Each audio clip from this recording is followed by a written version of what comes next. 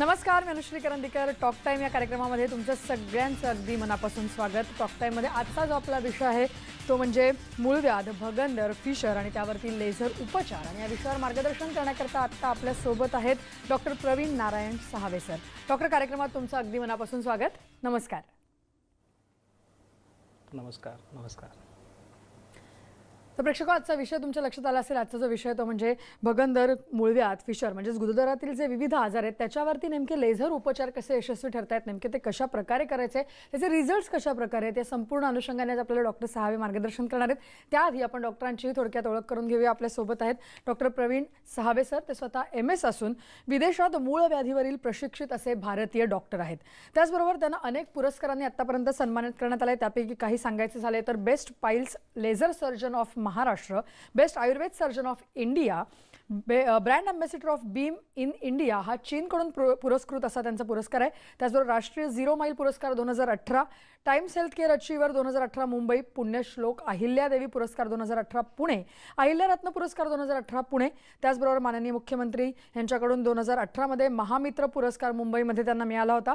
आयुर्विशारद पुरस्कार 2005 मध्ये बँगलोरमध्ये मिळाला आहे. त्याचबरोबर बुलढाणा जिल्हा गौरव पुरस्कार 2018 असे अनेक पुरस्कार त्यांना आतापर्यंत मिळालेले. त्याचबरोबर भारतामधलं एकमेव बीम व लेझर प्रशिक्षण हॉस्पिटलही आहे त्यांचं नागपूरमध्ये. अभ्युदय पाइल्स लेझर हॉस्पिटल हे त्यांचं स्वतःचं हॉस्पिटल आहे. तिथे डॉक्टर प्रवीण सहावे आणि डॉक्टर पूजा सहावे हे गेले अनेक वर्ष प्रॅक्टिस करतात.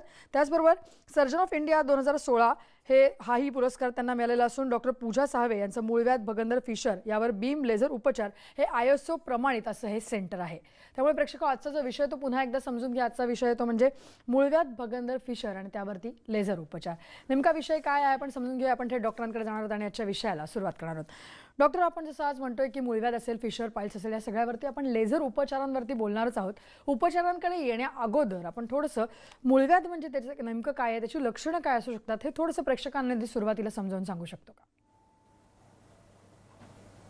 ॲक्च्युली मूळव्याध म्हणजे गुदभागी होणारा एक आजार आहे. याच्यामध्ये निसर्गतःच परमेश्वराने प्रत्येक व्यक्तीला 3 कुशन्स तिथे दिलेले असतात, जे हेमोरॉइडल कुशन्स ज्याला आम्ही आमच्या भाषेमध्ये म्हणतो. आणि काही कारण असतं, ज्या एखाद्या कारणामुळे पोट साफ झालेलं नसेल किंवा गर्भधारणा झालेली असेल, त्याच्यामुळे गर्भाशयाचं वजन वाढून गुदभागातील वलिंवरती प्रेशर आलेलं असेल, तर या अनेक कारणामुळे तिथे प्रेशर आल्यानंतर गुदभागातील व्हेसल्स किंवा व्हेन्स फुलतात आणि या हेमोरॉइडल कुशन्ससोबत ते बाहेर येतात. याला मूळव्याध असं म्हणतात. याचे 4 प्रकार पडतात. पहिला प्रकार ज्यामध्ये फक्त रक्त पडतं आणि रक्त असं असतं की याच्यामध्ये एक प्रकारची पिचकारीप्रमाणे रक्त पूर्ण कमोडमध्ये पसरतं. आणि दुसरा जो प्रकार असतो मूळव्याधीचा, त्याच्यामध्ये जे मत्स्य किंवा कोंब जे आहेत ते बाहेर येतात आणि आपोआप मोशन झाल्यानंतर किंवा संडास झाल्यानंतर आतमध्ये बाहेर जातात.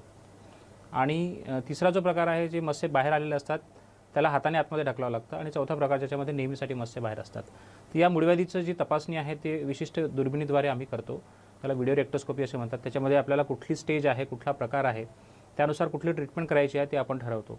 ॲक्च्युली आजपासून हजारो वर्षापूर्वी आयुर्वेदामध्ये महर्षी सुश्रुताचार्यांनी, वाग्भटाचार्यांनी आणि चरकाचार्यांनी याची जी कारणं सांगितली आहेत, त्याच्यामध्ये अनेक कारणं जी आजच्या काळामध्ये तंतोतंत जुळतात. जसं की त्यांनी त्या काळामध्ये सांगितलं होतं की अत्याधिक सखल दरीमध्ये प्रवास करणे किंवा अति घोड्यांवरनं, उंटांवरनं प्रवास करणे, त्याचं साधारण आपण आज आपल्या मार्केटिंगवाल्या लोकांमध्ये बाईक्स आणि या गोष्टीशी लावू शकतो.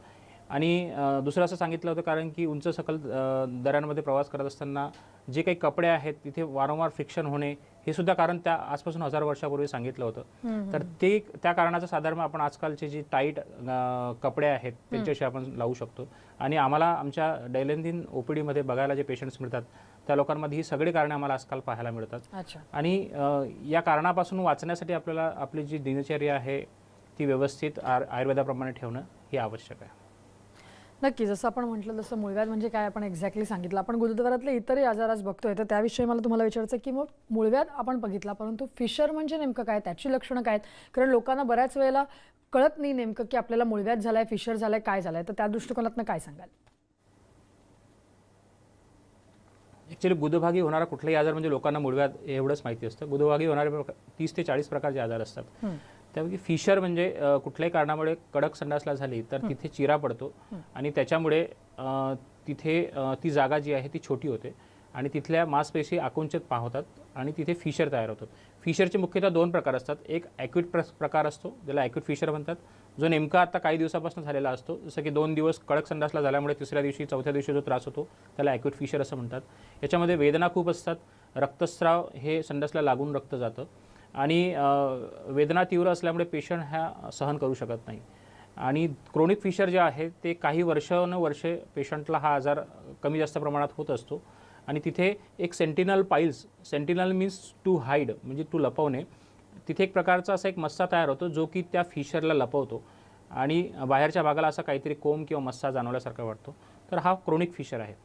तर ॲक्यूट आणि क्रोनिक फिशर याचं निदान योग्य तऱ्हेनं करून त्यानुसार जी ट्रीटमेंट आहे, इनिशियल स्टेजमध्ये जर ॲक्यूट फिशर असेल तर औषधाने, आयुर्वेद दिनचर्येने आणि आयुर्वेद काही थेरपीजनी औषधोपचार आणि त्याची जोड जर आपण दिली तर तो नक्की बरा होतो. आणि इतर स्टेजमध्ये क्रोनिक फिशर असेल तर आपल्याकडे ॲडव्हान्स लेझर ट्रीटमेंट आहे, ज्याच्यामध्ये स्पिंक्टर कुठल्या प्रकारे कट न करता स्पिंक्टरोलायसिस केलं जातं. म्हणजे केवळ स्पिंक्टरचे फायबर्स आहेत त्यांना ब्रेक केलं जातं आणि लेझरच्या माध्यमातून पेनलेस अशी ही ट्रीटमेंट आपण करू शकतो.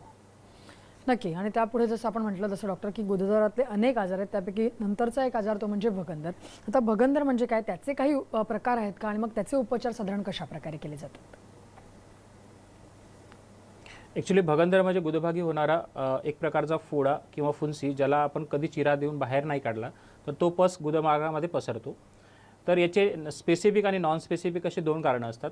नॉन स्पेसिफिक कारण म्हणजे की गुदभागी असणाऱ्या निसर्गतः ज्या क्रिप्टो ग्लँड्स असतात, काही ग्रंथी असतात की ज्या तिथे स्वेटिंग करण्याचे काम करतात, गुदभाग ओलसर राखण्याचे काम करतात. तर त्या ग्रंथींचं इन्फेक्शन काही कारणामुळे झालं असेल. मोस्टली जे डायबिटिक्स पेशंट आहेत किंवा जे अंडर गार्मेंट्स खूप टाईट प्रमाणात वापरतात, जीन्स वापरतात, ज्यांचा बैठा व्यवसाय आहे, ज्यांना शरीरावरती खूप जास्त केस आहेत किंवा ज्यांच्या शरीरावर फॅट जास्त आहे, ओबेसिटी आहे, मोटापा आहे, अशा लोकांमध्ये तिथे इन्फेक्शन होऊन त्या ग्लँड्समध्ये इन्फेक्शन होतं आणि पस जो आहे तो गुदभागातून बाहेरच्या भागापर्यंत पसरतो. तर ही झाली नॉन स्पेसिफिक कारणे. आणि स्पेसिफिक कारणामध्ये भगंदराची जर आपण विचार करू तर कधीकधी ट्युबरक्युलोसिस म्हणजे त्या भागाचा TB होणे, अल्सरेटिव्ह कोलायटिस, कधीकधी पेशंटला क्रोनिक फिशर असेल आणि त्याच्या कारणामुळे तिथे इन्फेक्शन होऊन पोस्टेरियर फिशुला तयार होतो. तर ही सगळी कारणं त्याची आहेत. तर याचे जे प्रकार आहेत ते 4 प्रकार पडतात. मोस्टली पहिले 2 कॉमन जे प्रकार आहेत ते एक आहे हाय ॲनल फिशुला आणि लो ॲनल फिशुला. हाय ॲनल फिशुला म्हणजे जो फिशुलाचं बाहेरचं छिद्र जे आहे ते गुदभागाच्या बाहेर बाजूला असतं आणि इंटरनल ओपनिंग जे आहे ते रेक्टममध्ये कुठेतरी पसरलेलं असतं, म्हणजे डेंटेट लाईनच्या वरती असतं, त्याला हाय फिशुला असं म्हणतात. आणि लो ॲनल फिशुला म्हणजे ज्या ठिकाणी किंचित गुदभागाच्या कडेवरतीच एक्सटर्नल आणि इंटरनल ओपनिंग असेल त्याला लो ॲनल फिशुला असं म्हणतात. कधीकधी याचे जे सब कॅटेगरीज केले जातात की सुप्रास्पिंक्टरिक, इंट्रास्पिंक्टरिक म्हणजे 2 स्पिंक्टरच्या मधून जाणारा, स्पिंक्टरमध्येच असणारा, असे वेगवेगळे प्रकार या लोकेशननुसार फिशुलाचे केले जातात. तर याचे जे प्रकार आहेत याच्यानुसार आपली जी ट्रीटमेंट, लाईन ऑफ ट्रीटमेंट आहे ती ठरवली जाते. याच्यात मुख्यतः रुग्णांना जो त्रास होतो तो वेदना होतात, पस निरंतर वाहत राहतो. याच्यामध्ये वेदना त्या मानाने कमी असतात पण पस जो आहे तो सतत त्या भागातून वाहत असतो. त्यामुळे पेशंट याच्याकडे तेवढ्या तातडीने घेत नाही, कारण त्याला दुखणं नसतं, त्याच्यामुळे ते दिवस हा आजार वाढत जातो. कधी कधी एकाच भागी एक एक्सटर्नल ओपनिंग असतं तर आतपर्यंत तो फिशुला पसरलेला असतो. काही पेशंट्समध्ये मल्टिपल एक्सटर्नल ओपनिंग असतात जो लांबपर्यंत फिशुला पसरलेला असू शकतो. त्यामुळे याचं वेळीच निदान करणं आवश्यक आहे. याच्यात निदान करण्यासाठी पहिले एकतर आम्ही जे आहेत आज आमच्याकडे फिशुलासाठी जवळपास 10 ते 15 प्रकारचे चिकित्सा पर्याय उपलब्ध आहेत. त्याच्यामध्ये लेझर ट्रीटमेंट आहे, ज्याच्यामध्ये कुठलीही कापाकापी नसते, चिरफाड नसते, कुठले जखम नसतात. आणि याशिवाय आयुर्वेद क्षारसूत्र पद्धती आहे, ज्याच्यामध्ये खूप चांगले हाय ॲनल फिशुला जे आहेत ते बरे होताना आम्ही बघितले आहेत. फिक्सिजन मेथड आहे, लिफ्ट टेक्नॉलॉजी आहे, असे असंख्य उपचार आहे. रुग्णांचा आजार, फिशुलाची तीव्रता आणि तो कुठपर्यंत पसरला आहे यानुसार आमची ती चिकित्सा प्रणाली ही डिसाईड केली जाते. नक्की. म्हणजे आपण जर का समजून घेतलं तर प्रामुख्याने आपण बघितलं मूळव्याध, फिशर आणि फिस्टुला या तिन्हीवरती आपण बघितलं, लक्षणं, त्यांची कारणं बघितली, कशा प्रकारे हे आजार आहेत ते बघितले. पण डॉक्टर मगाशी जसं तुम्ही मेन्शन केलं तसं की गुदद्वारामध्ये अजूनही अनेक आजार असतात, तर या व्यतिरिक्त इतर गुदद्वारातले आजार नेमके कुठले असतात, त्याची लक्षणं, कारणं काही वेगळी दिसून येतात का? गुदभागी होणारे मुख्य आजार मूळव्याधीशिवाय इतरही अनेक आजार असतात, जसे की तिथल्या भागाचा TB होणे, ट्युबरक्युलोसिस, त्याच्यामध्ये मल्टिपल फिशुला ओपनिंग असतात. तिथे पॉलिप्स तयार होणे, मोस्टली लहान मुलांमध्ये जे आहे आढळतात ते छोटे छोटे पॉलिप्स तिथे असतात. गुदभागाचा संपूर्ण भाग बाहेर येणे त्याला प्रोलॅप्स असं म्हणतात, तर तो आजार असू शकतो. अल्सरेटिव्ह कोलायटिस म्हणजे आतड्यांचा ठिकाणी छाले होऊन किंवा तिथे जखमा होऊन विशिष्ट प्रकारचा रक्तस्राव तिथे येतो आणि रक्तस्राव हा म्युकस सोबत असतो, पोटांमध्ये दुखणं असतं, असा आजार असतो. याशिवाय कॅन्सरसारखा आजार तिथे होऊ शकतो, ज्याच्यामध्ये खूप प्रमाणात रक्तस्राव होणे किंवा खूप दिवसापासून आजार त्या ठिकाणी असणे, ही सगळी कारणं तिथे असू शकतात. याशिवाय पायलोनिडल सायनस हा गुदभागाच्या किंचित वरती होणारा आजार, दोन्ही नितंबाच्या मध्ये होणारा आजार आहे, तो त्या ठिकाणी होऊ शकतो. त्या ठिकाणी सोरियासिस म्हणजे स्किन इन्फेक्शन होऊ शकतं, त्या ठिकाणी एक्झिमा होऊ शकतो. त्या ठिकाणी कुठल्याही प्रकारचे डॉक्टरांना विचारता काही लोक क्रीम्स लावतात किंवा कुठले तरी उपचार करतात, तर ते लावल्याने ॲलर्जिक डर्माटायटिस त्या ठिकाणी होऊ शकतो. विशिष्ट त्या ठिकाणचा लायपोमा नावाचा आजार तिथे होऊ शकतो, मांसाच्या ग्रंथी तिथे तयार होऊ शकतात, मल्टिपल ॲनल वॉर्ड्स त्या ठिकाणी तयार होऊ शकतात. तर या ठिकाणी होणारे 30 ते 40 प्रकारचे आजार असतात. तर त्या आजारांचं योग्य वेळी निदान करणं, त्या ठिकाणी हिमॅटोमा म्हणजे रक्त जमा होऊ शकतं, तर वेळेस त्यावेळी आपण त्या आजाराचं निदान करणं हे आवश्यक असतं. नक्की. म्हणजे आपण जर का समजून घेतलं डॉक्टर, तर आपण हे सगळे गुदद्वारातले विविध आजार पाहिले, त्यांची कारणं लक्षणं पाहिली आणि जसं तुम्ही म्हणालात तसं की डॉक्टरांकडे जाऊन व्यवस्थित निदान करून मग उपचार करणं गरजेचं आहे. तर त्या अनुषंगाने उपचार नेमके आपण कसे करतो या विषयावरती आपण चर्चा पुढे नेऊया. इथे वेळ झाली एका छोट्याशा ब्रेकची. तुम्ही कुठे जाऊ नका, पाहत राहा टॉक टाईम. ब्रेकनंतर टॉक टाईममध्ये तुमचं सगळ्यांचं पुन्हा एकदा स्वागत. आपण बोलतोय भगंदर, फिशर आणि पाईल्सवरती लेझर उपचार नेमके काय आहेत, आपल्याला मार्गदर्शन करतायत डॉक्टर प्रवीण सहावे. आपण पुन्हा एकदा डॉक्टरांकडे जाणार. डॉक्टर, आपण जसं म्हटलं की आता आपण हे गुदद्वारातले आजार नेमके काय आहेत, कशा प्रकारे होतात, त्याची लक्षणं कारणं समजून घेतली. आता मेन म्हणजे उपचार पद्धती. आपल्या सेंटरला जे आपण करतो उपचार पद्धती, लेझर उपचार पद्धती, त्याच्याविषयी काय सांगाल नेमकं? ही उपचार पद्धती नेमकी कशा प्रकारे केली जाते, याचे फायदे नेमके आहेत ते काय आहेत? ॲक्च्युली लेझर उपचार पद्धती ही आजच्या आधुनिक काळातील गरज आहे. याच्यामध्ये मुळव्याधीसारख्या आजारासाठी ज्याच्यामध्ये आधी खूप कट घ्यावे लागायचे, टाके घ्यावे लागायचे आणि रुग्णाला काही दिवस बेडवरती पडून राहावं लागत होतं, आपल्या दैनंदिन कामापासून त्याला मुकावं लागत होतं. तर यासाठी बेसिक जी त्याची कार्य करण्याची पद्धती आहे लेझरची, ती आपण समजून घेऊया. याच्यामध्ये काय केलं जातं की जसं मुळव्याधीचा हा मस्सा आहे किंवा कोंब आहे, याच्या मुळाशी आम्ही लेझर एनर्जी सोडतो. याच्यामध्ये आमच्याकडे जे लेझर एनर्जीचा ॲडव्हान्स टॉप एंड मॉडेल आहे, त्याला 1470 प्रकारचं असं मॉडेल म्हणतात. तर त्यांनी काय होतं की लेझरमुळे तिथल्या मांसपेशीमध्ये किंवा तिथल्या मुळव्याधीच्या कोंबमध्ये असलेली जी काही पाणी आहे, हिमोग्लोबिन आहे, ब्लड आहे, ते श्रिंक होऊन जातं आणि त्याला होणारा रक्तपुरवठा आहे तो थांबून जातो आणि त्याच्यामुळे जो मुळव्याधीचा जो कोंब बाहेर आलेला असतो तो आतमध्ये तिथल्या ठिकाणी डिझॉल्व्ह होऊन जातो. त्याचप्रमाणे जर फिशरमध्ये आपण विचार करू तर फिशरमध्ये जो फायब्रस किंवा फायब्रोसिस झालेलं असतं किंवा जो काही इंटरनल स्फिंक्टरचा भाग त्या ठिकाणी लेझरच्याद्वारे स्फिंक्टरलायसिस करून त्याचे काही बँड आपण कट करतो, तर याच्यामुळे फिशर हा ठीक होतो. फिशुलामध्ये जर आपण लेझर पद्धतीचा उपचार कशी करते या संदर्भात माहिती घ्यायचं म्हटलं तर फिशुलामध्ये एक तर एक्सटर्नल ओपनिंग असतं आणि एक इंटरनल ओपनिंग असतं. तर आम्ही याच्यामध्ये कितीही मोठा फिशुला असेल तर त्याला 2 स्टेपमध्ये ट्रीटमेंट करतो. एक फिशुलाचा मेन सोर्स ऑफ इन्फेक्शन जिथून येतो आहे त्याला पहिले डिब्राइटमेंट करणे किंवा तिथून रिमूव्ह करणे आणि त्यानंतर जेवढी ट्रॅक फिशुलाची झाली आहे तिथे फिशुलाच्या एक्सटर्नल ओपनिंगमधून इंटरनल ओपनिंगपर्यंत जाणे आणि तिथे जी एनर्जी एमिट केली जाते, या ठिकाणी जो आम्ही लेझरसाठी प्रोब वापरतो तो विशिष्ट प्रकारचा रेडियल प्रोब असतो. म्हणजे रेडियल प्रोब असा की हा प्रोब आहे, या प्रोबच्या 360 डिग्री अँगलमध्ये लेझरची जी एनर्जी आहे ती इमिट होते, म्हणजे आजूबाजूला एनर्जी जाते आणि त्याच्यामुळे आजूबाजूचे जेवढी काही ट्रॅक्ट असेल, इन्फेक्टेड ट्रॅक्ट असेल, ग्रॅन्युलेशन असेल, ते निघून जातं आणि फिशुला जो आहे तो बरा होतो. याच्यामध्ये कुठल्याही प्रकारचा स्पिंक्टर कट होण्याची भीती नसते आणि स्पिंक्टर कट होत नसल्यामुळे इनकॉन्टिन्युअस सारखा आजार किंवा भीती, कॉम्प्लिकेशन्स होण्याची शक्यता फार कमी असते. आणि फिशुला जो आहे ह्याच्यामध्ये खूप ॲडव्हान्स ड्रेसिंग किंवा रोज ड्रेसिंगला जाण्याची आवश्यकता असं काही नसतं. पेशंट घरी आपला सीड्स बाथ घेऊन आणि घरीच ड्रेसिंग करू शकतो. खूप मोठा घाव नसतो आणि आपल्या रुटीन कामावरती पेशंट्स लवकर जाऊ शकतो. त्याच्यामुळे लेझर पद्धतीचा मुख्यतः फायदा हा आहे की पेशंटचा वेळ वाचतो, पेशंटचा पैसा वाचतो, पेशंटला पुनरुद्भव म्हणजे परत परत होणारे आजार ची शक्यता आहे ती कमी होते, पेशंटला पेन, वेदना ह्या कमी असतात, रक्तस्राव होण्याची भीती ही कमी असते आणि पेशंटला डे केअर प्रोसिजर म्हणजे सकाळी ट्रीटमेंट घेऊन संध्याकाळी घरी जाऊ शकतात किंवा लोकल ॲनेस्थेशियामध्ये जर ट्रीटमेंट झाली असेल तर पेशंट 2 ते 3 तासामध्ये आपल्या घरी जाऊन आपल्या रुटीन कामावर नेक्स्ट स्टेपासनं जाऊ शकतात. अशा प्रकारे लेझर म्हणजे आपल्याला मूळव्याधीसारख्या आणि भगंदरासारख्या आजारासाठी खूप फायदेशीर उपचार सिद्ध होतो. नक्की डॉक्टर, जसं आपण सांगितलं की ही काळाची गरज आहे, लेझर उपचार पद्धती अत्यंत नव्याने समोर आलेली आणि त्याचे खूप चांगले रिझल्ट्स आहेत. परंतु जसं तुम्ही मगाशी म्हणालात तसं की इन्कॉन्टिनन्स त्यांनी होत नाही, परंतु बऱ्याच वेळेला लोकांच्या मनामध्ये ही पण एक भीती असते की हे उपचार केल्यानंतर पुन्हा एकदा रिकरन्स किंवा प्रादुर्भाव परत त्याचा होऊ शकतो का? तर त्या अनुषंगाने काय सांगाल, या उपचार पद्धतीमध्ये रिकरन्सचा चान्स कितपत असू शकतो? मोस्टली यामध्ये रिकरन्सची शक्यता ही फार कमी प्रमाणात असते, कारण आपण मुख्यतः ज्या कारणामुळे तो आजार होतो आहे त्याची चिकित्सा करतो आहे, त्याचीच ट्रीटमेंट करतो आहे, त्याच्यामुळे परत होण्याची शक्यता ही फार कमी असते. जसं आपण भगंदरासारखा जर आजार घेतला, याची आपण उपचार पद्धती जर पाहिली तर भगंदरामध्ये आम्ही जी उपचार पद्धती करतो ते लेझरसोबत आयुर्वेद चिकित्सा प्रणाली याचासुद्धा वापर करतो. जसं की खूप मोठे हाय एनल फिस्टुला असतील तर या ठिकाणी आम्ही लेझरसोबत इफ्टाक नावाची पद्धती आहे, क्षारसूत्र नावाची जी चिकित्सा पद्धती आहे याचा वापर करतो. त्याच्यामुळे जे मोठे कॉम्प्लिकेटेड फिस्टुला आहेत ते सिंपल फिस्टुला बोलून परत होत नाही आणि हील होतात.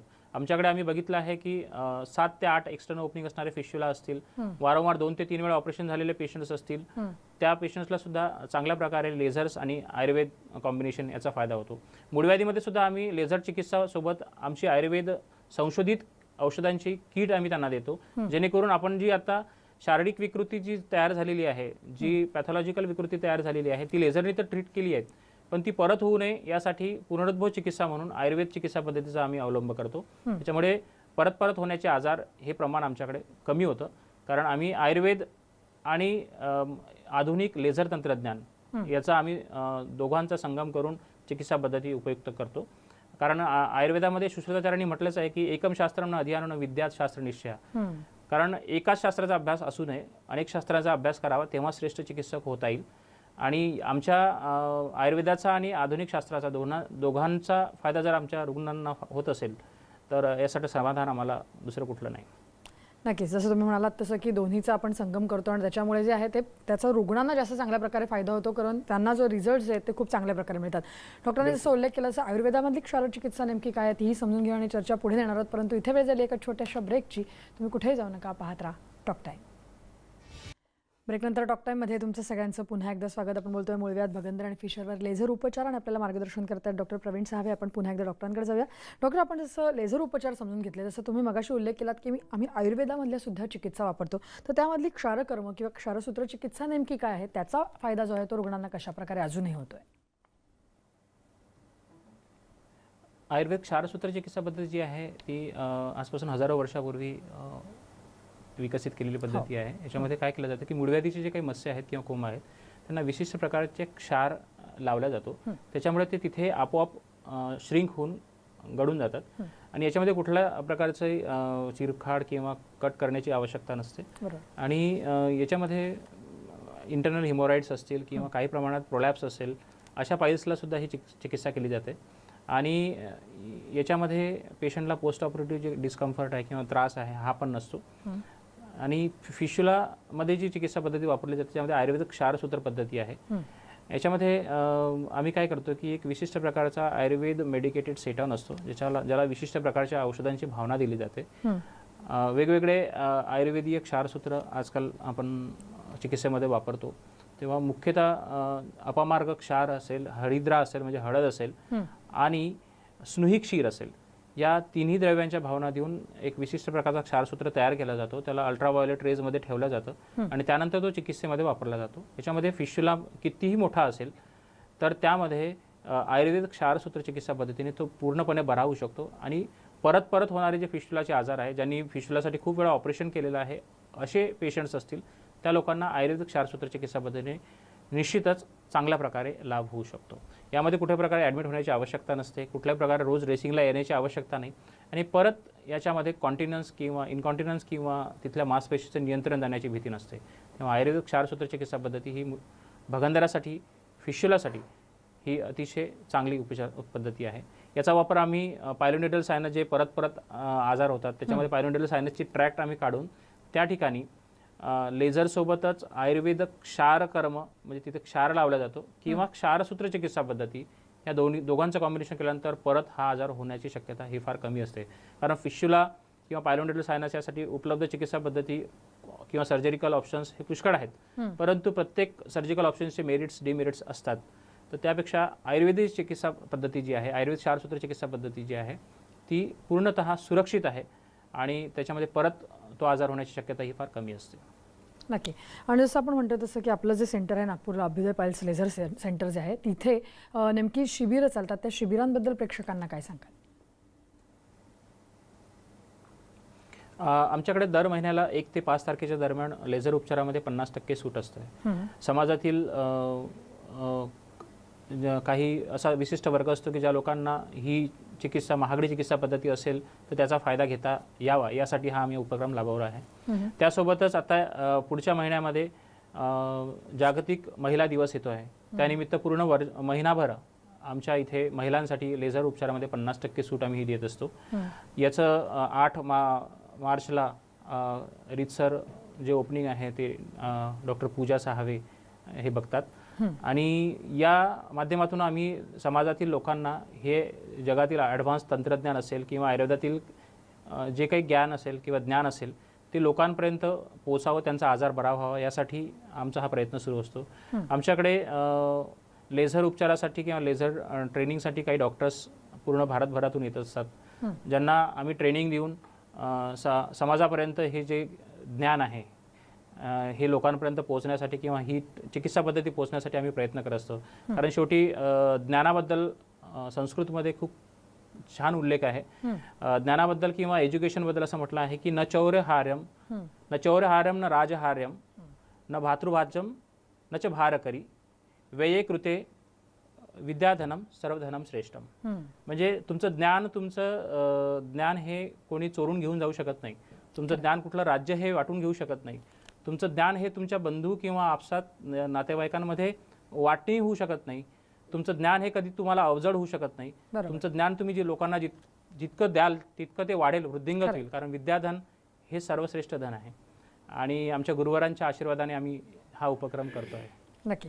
तर डॉक्टर, जसं तुम्ही म्हणालात तसं की लेझर प्रशिक्षण केंद्रसुद्धा याच धर्तीवरती तुमच्याकडे नागपूरमध्ये अवेलेबल आहे आणि त्याचबरोबर ISO प्रमाणित बीम उपचारसुद्धा आपल्याकडे होतात, लेझर उपचारसुद्धा होतात. आणि जसं तुम्ही म्हणालात तसं की ही नवीन टेक्नॉलॉजी लोकांपर्यंत पोहोचली पाहिजे जेणेकरून त्यांना, रुग्णांना त्याचा फायदा होईल आणि चांगल्या प्रकारे आपण लेझर उपचार करून त्यांना लवकरात लवकर बरंही करतो आणि त्यांच्या बाकीच्या शंकाही आपण आज या सगळ्या याच्यामधून दूर केलेल्या आहेत. डॉक्टर, या विषयावर तेवढं छान मार्गदर्शन तुम्ही इथे केलं आज येऊन त्याबद्दल धन्यवाद.